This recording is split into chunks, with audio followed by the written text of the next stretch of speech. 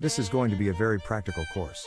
Therefore, I hope that everyone in this class has a very clear picture of what he desires, for I am convinced that you can realize your desires by the technique you will receive here this week in these 5 lessons. That you may receive the full benefit of these instructions, let me state now that the Bible has no reference at all to any persons who ever existed or to any event that ever occurred upon earth. The ancient storytellers were not writing history but an allegorical picture lesson of certain basic principles which they clothed in the garb of history, and they adapted these stories to the limited capacity of a most uncritical and credulous people. Throughout the centuries we have mistakenly taken personifications for persons, allegory for history, the vehicle that conveyed the instruction for the instruction, and the gross first sense for the ultimate sense intended. The difference between the form of the Bible and its substance is as great as the difference between a grain of corn and the life germ within that grain. As our assimilative organs discriminate between food that can be built into our system and food that must be discarded, so do our awakened intuitive faculties discover beneath allegory and parable, the psychological life germ of the Bible, and, feeding on this, we, too, cast off the form which conveyed the message. The argument against the historicity of the Bible is too lengthy, consequently, it is not suitable for inclusion in this practical psychological interpretation of its stories. Therefore, I will waste no time in trying to convince you that the Bible is not an historical fact. Tonight I will take 4 stories and show you what the ancient storytellers intended that you and I should see in these stories. The ancient teachers attached psychological truths to phallic and solar allegories. They did not know as much of the physical structure of man as do modern scientists, neither did they know as much about the heavens as do our modern astronomers. But the little they did know they used wisely, and they built phallic and solar frames to which they tied the great psychological truths that they had discovered. In the Old Testament you will find much of phallic worship. Because it is not helpful, I am not going to emphasize it. I shall only show you how to interpret it. Before we come to the first of the psychological dramas that you and I may use in a practical sense, let me state the 2 outstanding names of the Bible, the one you and I translate as God or Jehovah, and the one we call His Son, which we have as Jesus. The ancients spelled these names by using little symbols. The ancient tongue, called the Hebraic language, was not a tongue that you exploded with the breath. It was a mystical language never uttered by man. Those who understood it as mathematicians understand symbols of higher mathematics. It is not something people use to convey thought as I now use the English language. They said that God's name was spelled, Yod He Vav He. I shall take these symbols and in our normal, down-to-earth language, explain them in this manner. The first letter, Yod in the name God, is a hand or a seed, not just a hand, but the hand of the director. If there is one organoph man that discriminates and sets him apart from the entire world of creation, it is his hand. What we call a hand in the anthropoid ape is not a hand. It is used only for the purpose of conveying food to the mouth, or to swing from branch to branch. Man's hand fashions, it molds. You cannot really express yourself without the hand. This is the builder's hand, the hand of the director. It directs, and molds, and builds within your world. The ancient storytellers called the first letter Yod, the hand, or the absolute seed out of which the whole of creation will come. To the second letter, He, they gave the symbol of a window. A window is an eye, the window is to the house what the eye is to the body. The third letter, Vav, they called a nail. A nail is used for the purpose of binding things together. The conjunction and in the Hebraic tongue is simply the third letter, or Vav.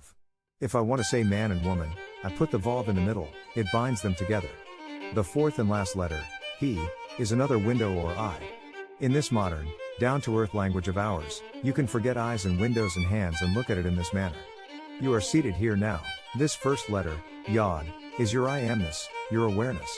You are aware of being aware, that is the first letter.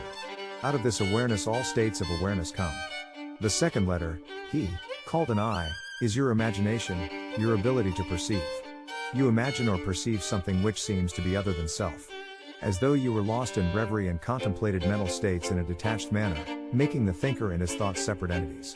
The third letter, Vav, is your ability to feel you are that which you desire to be. As you feel you are it, you become aware of being it.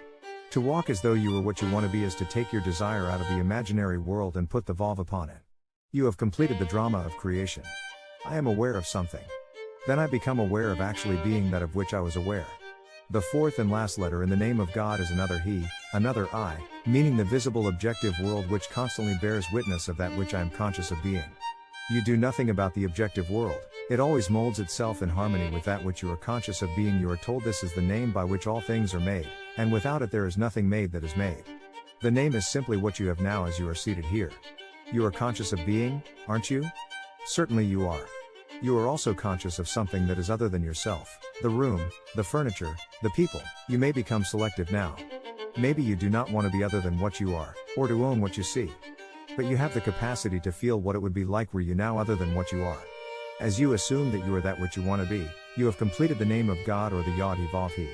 The final result, the objectification of your assumption, is not your concern. It will come into view automatically as you assume the consciousness of being it. Now let us turn to the Son's name, for He gives the Son dominion over the world. You are that Son, you are the great Joshua, or Jesus, of the Bible. You know the name Joshua or Yeshua we have anglicized as Jesus. The Son's name is almost like the Father's name. The first 3 letters of the Father's name are the first 3 letters of the Son's name, Yod Vav, then you add a shin and an ayin, making the Son's name read, Yod Vav Shin Ayin. You have heard what the first 3 are, Yod Vav. Yod means that you are aware, He means that you are aware of something, and Vav means that you became aware of being that of which you are aware. You have dominion because you have the ability to conceive and to become that which you conceive. That is the power of creation. But why is a shin put in the name of the Son? Because of the infinite mercy of our Father. Mind you, the Father and the Son are one. But when the Father becomes conscious of being man, He puts within the condition called man that which He did not give unto Himself.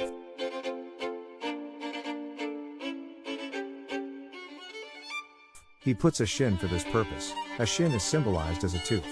A tooth is that which consumes, that which devours. I must have within me the power to consume that which I now dislike. I am the Lord God, man, caused a deep sleep to fall upon Adam, and he slept, and he took one of his ribs, and closed up the flesh instead thereof, and the rib, which the Lord God had taken from man, made he a woman. General 2, 21, 22. Before God fashions this woman for man, He brings unto Adam the beasts of the field, and the fowls of the air, and as Adam named them. Whatsoever Adam called every living creature, that was the name thereof. If you will take a concordance or a Bible dictionary and look up the word thigh as used in this story, you will see that it has nothing to do with the thigh. It is defined as the soft parts that are creative in a man, that hang upon the thigh of a man. The ancient storytellers used this phallic frame to reveal a great psychological truth. An angel is a messenger of God. You are God, as you have just discovered, for your consciousness is God, and you have an idea, a message. You are wrestling with an idea, for you do not know that you are already that which you contemplate, neither do you believe you could become it. You would like to, but you do not believe you could. Who wrestles with the angel? Jacob. And the word Jacob, by definition, means the supplanter. You would like to transform yourself and become that which reason and your senses deny. As you wrestle with your ideal, trying to feel that you are it, this is what happens. When you actually feel that you are it, something goes out of you.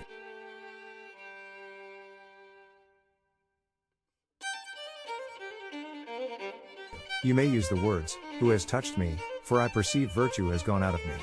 You become for a moment, after a successful meditation, incapable of continuing in the act, as though it were a physical creative act. You are just as impotent after you have prayed successfully as you are after the physical creative act. When satisfaction is yours, you no longer hunger for it. If the hunger persists, you did not explode the idea within you, you did not actually succeed in becoming conscious of being that which you wanted to be. There was still that thirst when you came out of the deep. If I can feel that I am that which but a few seconds ago I knew I was not, but desired to be, then I am no longer hungry to be it. I am no longer thirsty because I feel satisfied in that state. Then something shrinks within me, not physically but in my feeling, in my consciousness, for that is the creativeness of man. He so shrinks in desire, he loses the desire to continue in this meditation. He does not halt physically, he simply has no desire to continue the meditative act. When you pray, believe that you have received, and you shall receive. When the physical creative act is completed, the sinew which is upon the hollow of man's thigh shrinks, and man finds himself impotent or is halted. In like manner, when a man prays successfully, he believes that he is already that which he desired to be, therefore he cannot continue desiring to be that which he is already conscious of being. At the moment of satisfaction, physical and psychological, something goes out which in time bears witness to man's creative power. Our next story is in the 38th chapter of the book of Genesis. Here is a king whose name is Uda, the first 3 letters of whose name also begins Yod Vav. Tamar is his daughter-in-law. The word Tamar means a palm tree, or the most beautiful, the most comely. She is gracious and beautiful to look on and is called a palm tree. A tall, stately palm tree blossoms even in the desert. Wherever it is, there is an oasis. When you see the palm tree in the desert, there will be found what you seek most in that parched land. There is nothing more desirable to a man moving across a desert than the sight of a palm tree. In our case, to be practical, our objective is the palm tree. That is the stately, beautiful one that we seek. Whatever it is that you and I want, what we truly desire, is personified in the story as Tamar the beautiful. We are told she dresses herself in the veils of a harlot and sits in the public place. Her father-in-law, King Judah, comes by, and he is so in love with this one who is veiled that he offers her a kid to be intimate with her. She said, "What will you give me as a pledge that you will give me a kid?" Looking around he said, "What do you want me to give as a pledge?" She answered, "Give me your ring, give me your bracelets, and give me your staff." Whereupon, he took from his hand the ring, and the bracelet, and gave them to her along with his scepter. And he went in unto her and knew her, and she bore him a son. That is the story. Now for the interpretation. Man has one gift that is truly his to give, and that is himself. He has no other gift, as told you in the very first creative act of Adam begetting the woman out of himself. There was no other substance in the world but himself with which he could fashion the object of his desire. In like manner Judah had but one gift that was truly his to give, himself, as the ring, the bracelets and the staff symbolized, for these were the symbols of his kingship. Man offers that which is not himself, but life demands that he give the one thing that symbolizes himself. Give me your ring, give me your bracelet, give me your scepter. These make the king. When he gives them he gives of himself. You are the great King Judah. Before you can know your Tamar and make her bear your likeness in the world, you must go in unto her and give of self. Suppose I want security. I cannot get it by knowing people who have it. I cannot get it by pulling strings. I must become conscious of being secure. Let us say I want to be healthy. Pills will not do it. Diet or climate will not do it. I must become conscious of being healthy by assuming the feeling of being healthy. Perhaps I want to be lifted up in this world. Merely looking at kings and presidents and noble people and living in their reflection will not make me dignified. I must become conscious of being noble and dignified and walk as though I were that which I now want to be. When I walk in that light I give of myself to the image that haunted my mind, and in time she bears me a child, which means I objectify a world in harmony with that which I am conscious of being. You are King Judah and you are also Tamar. When you become conscious of being that which you want to be you are Tamar. Then you crystallize your desire within the world round about you. No matter what stories you read in the Bible, no matter how many characters these ancient storytellers introduced into the drama, there is one thing you and I must always bear in mind: they all take place within the mind of the individual man. All the characters live in the mind of the individual man. As you read the story, make it fit the pattern of self. Know that your consciousness is the only reality. Then know what you want to be. Then assume the feeling of being that which you want to be, and remain faithful to your assumption, living and acting on your conviction. Always make it fit that pattern. Our third interpretation is the story of Isaac and his two sons, Esau and Jacob. The picture is drawn of a blind man being deceived by his second son into giving him the blessing which belonged to his first son. The story stresses the point that the deception was accomplished through the sense of touch. And Isaac said unto Jacob, Come near, I pray thee that I may feel thee, my son, whether thou be my very son Esau or not. And Jacob went near unto Isaac his father, and he felt him. And it came to pass, as soon as Isaac had made an end of blessing Jacob, and Jacob was yet scarce gone out from the presence of Isaac his father, that Esau his brother came in from his hunting. Genesis 27, verse 21, 30. This story can be very helpful if you will reenact it now. Again, bear in mind that all the characters of the Bible are personifications of abstract ideas and must be fulfilled in the individual man. You are the blind father in both sons. Isaac is old and blind, and sensing the approach of death, calls his first son Esau a rough hairy boy, and sends him into the woods that he may bring in some venison. The second son, Jacob, a smooth-skinned boy, overheard the request of his father. Desiring the birthright of his brother, Jacob, the smooth-skinned son, slaughtered one of his father's flock and skinned it. Then, dressed in the hairy skins of the kid he had slaughtered, he came through subtlety and betrayed his father into believing that he was Esau. The father said, Come close my son that I may feel you. I cannot see, but come that I may feel. Note the stress that is placed upon feeling in this story. He came close and the father said to him, The voice is Jacob's voice, but the hands are the hands of Esau. And feeling this roughness, the reality of the son Esau, he pronounced the blessing and gave it to Jacob. You are told in the story that as Isaac pronounced the blessing and Jacob had scarcely gone out from his presence, that his brother Esau came in from his hunting. This is an important verse. Do not become distressed in our practical approach to it, for as you sit here you, too, are Isaac. This room in which you are seated is your present Esau. This is the rough or sensibly known world, known by reason of your bodily organs. All of your senses bear witness to the fact that you are here in this room. Everything tells you that you are here, but perhaps you do not want to be here. You can apply this toward any objective. The room in which you are seated at any time, the environment in which you are placed, this is your rough or sensibly known world or sun, which is personified in the story as Esau. What you would like in place of what you have or are is your smooth-skinned state, or Jacob, the supplanter. You do not send your visible world hunting, as so many people do, by denial. By saying it does not exist, you make it all the more real. Instead, you simply remove your attention from the region of sensation, which at this moment is the room round about you, and you concentrate your attention on that which you want to put in its place, that which you want to make real. In concentrating on your objective, the secret is to bring it here.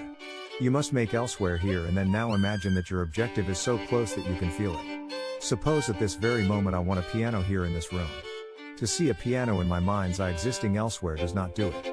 But to visualize it in this room as though it were here, and to put my mental hand upon the piano and to feel it solidly real, is to take that subjective state personified as my second son Jacob and bring it so close that I can feel it. Isaac is called a blind man.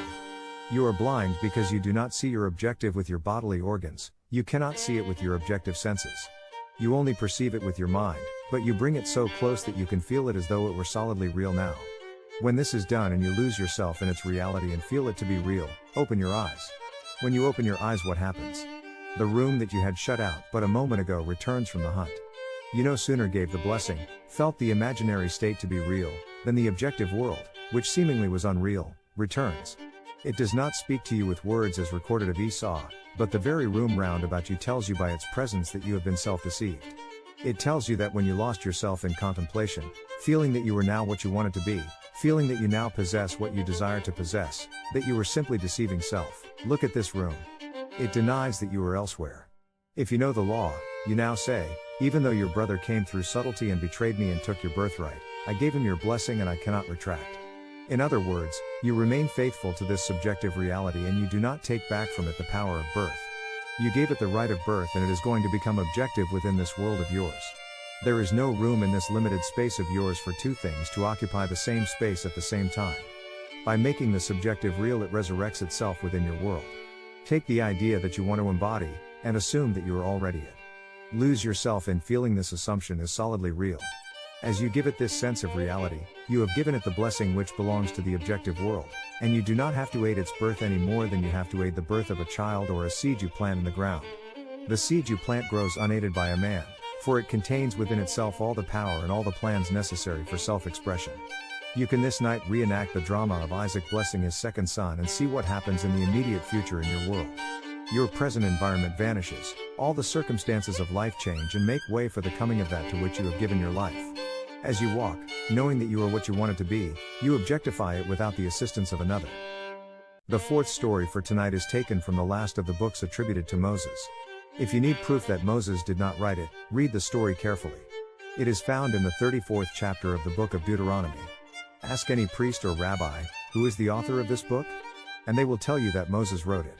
In the 34th chapter of Deuteronomy you will read of a man writing his own obituary, that is, Moses wrote this chapter. A man may sit down and write what he would like to have placed upon his tombstone, but here is a man who writes his own obituary. And then he dies and so completely rubs himself out that he defies posterity to find where he has buried himself. So Moses the servant of the Lord died there in the land of Moab, according to the word of the Lord. And he buried him in a valley in the land of Moab, over against Beth-Peor, but no man knoweth of his sepulchre unto this day. And Moses was 120 years old when he died, his eye was not dim, nor his natural force abated. Deuteronomy 34, verse 5-7. You must this night, not tomorrow, learn the technique of writing your own obituary and so completely die to what you are that no man in this world can tell you where you buried the old man. If you are now ill and you become well, and I know you by reason of the fact that you were ill, where can you point and tell me you buried the sick one? If you are impoverished and borrow from every friend you have, and then suddenly you roll in wealth, where did you bury the poor man? You so completely rub out poverty in your mind's eye that there is nothing in this world you can point to and claim, that is where I left it. A complete transformation of consciousness rubs out all evidence that anything other than this ever existed in the world. The most beautiful technique for the realizing of man's objective is given in the first verse of the 34th chapter of Deuteronomy.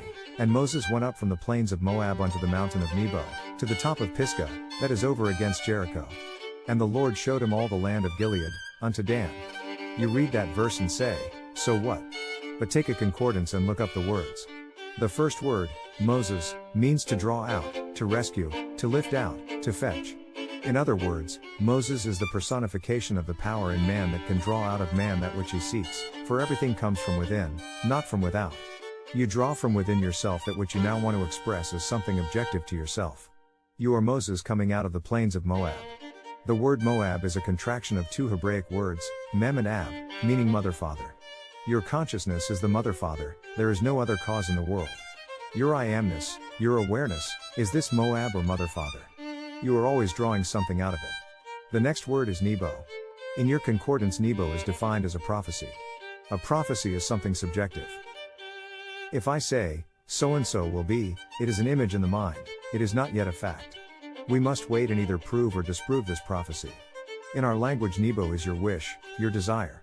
It is called a mountain because it is something that appears difficult to ascend and is therefore seemingly impossible of realization.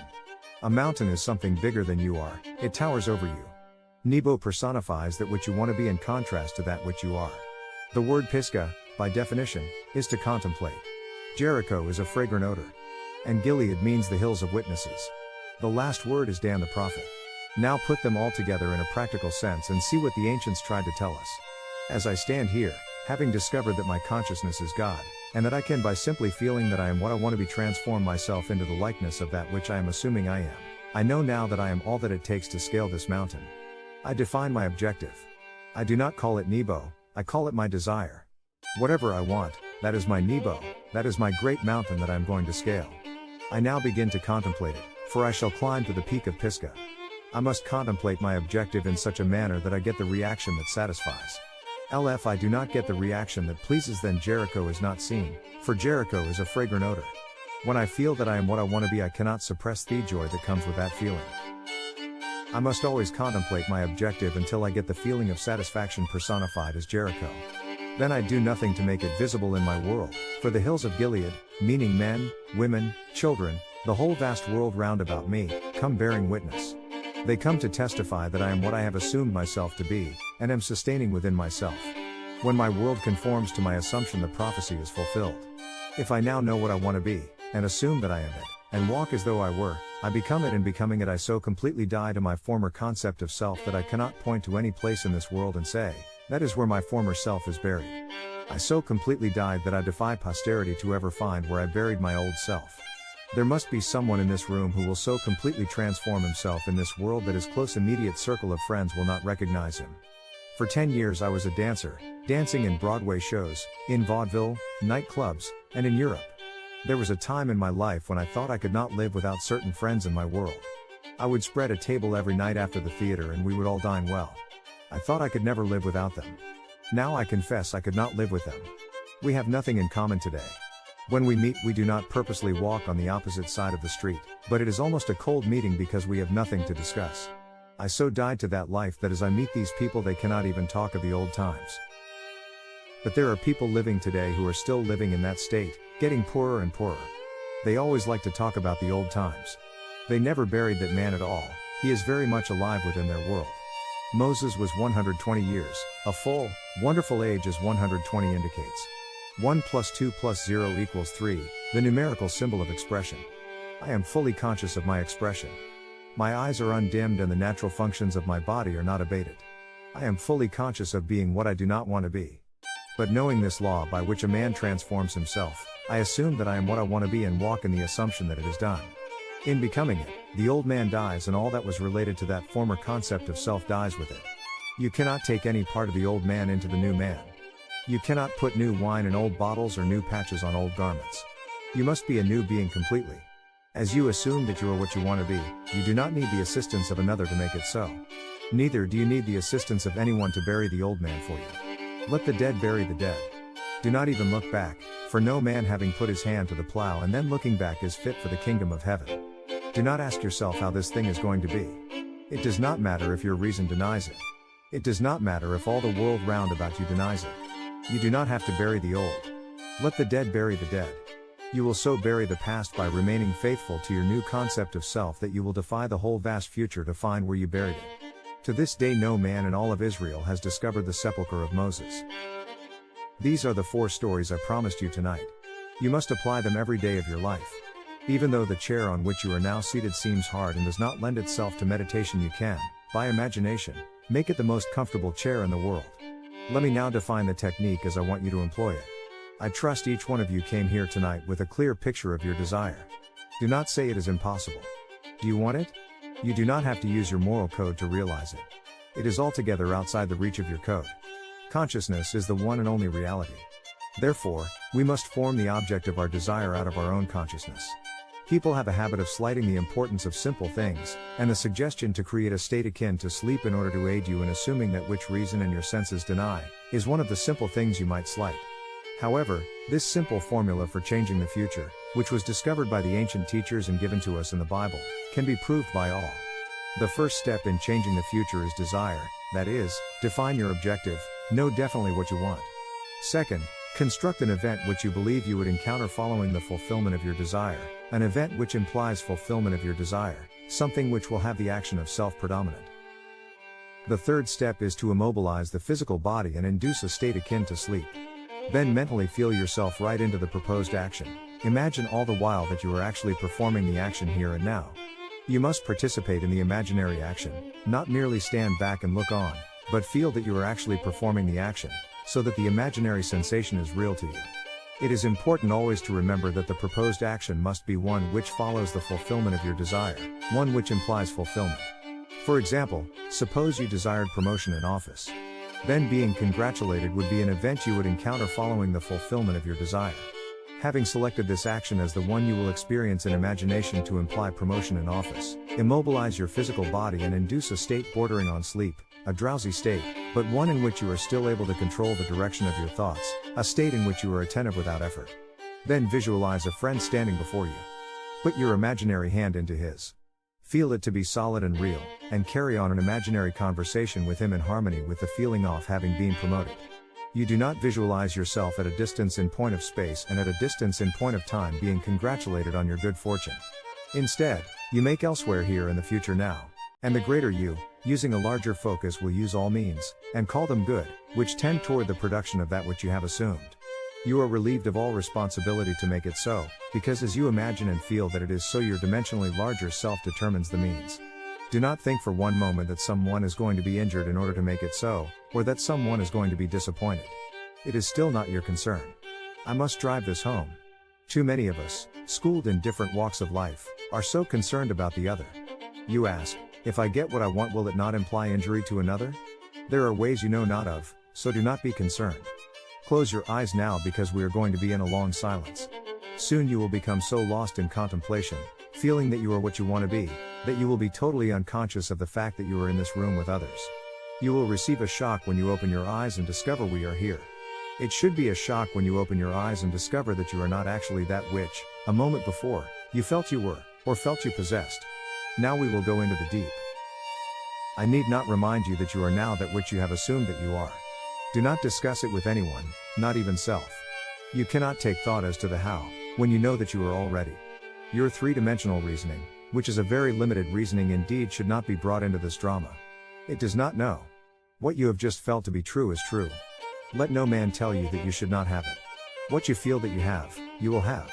And I promise you this much, after you have realized your objective, on reflection you will have to admit that this conscious reasoning mind of yours could never have devised the way. You are that and have that which this very moment you appropriated.